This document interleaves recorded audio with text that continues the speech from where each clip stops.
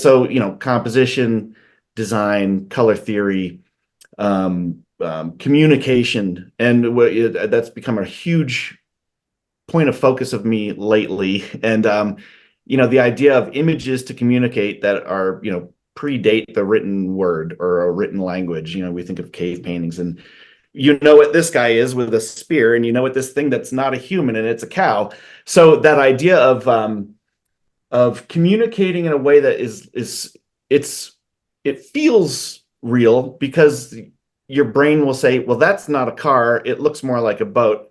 That looks like water, it doesn't look like grass. So that idea of just stating enough to communicate the idea of the subject that you're painting, rather than getting too locked into all these like nouns, and the idea of like over describing things. So that's become a big focus, and probably the hardest flip to find, to even begin to switch it, is to disconnect what our brains want to associate things as.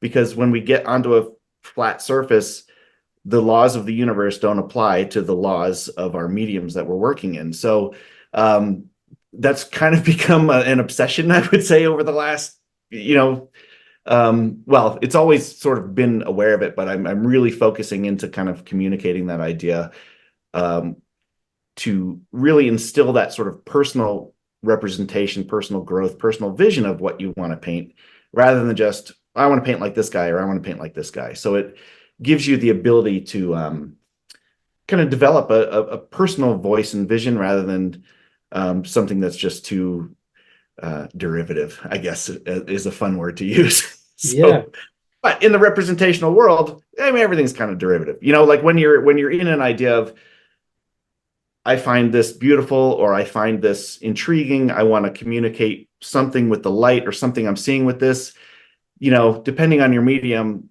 there's lots of different ways to do that, and color choices, but it's really, you're still going to get certain things that may call similarities to a different artist, just because of the medium and the limitations, or the benefits of that medium. So Mm.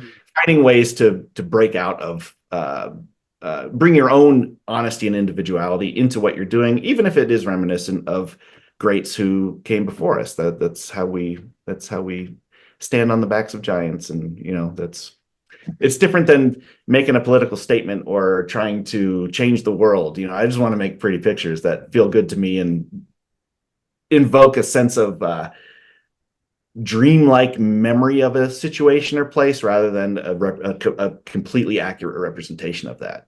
Mm. Um, and that's, anyway, so that's kind of a Yeah. big piece of what gets me really excited, and that I'm kind of about.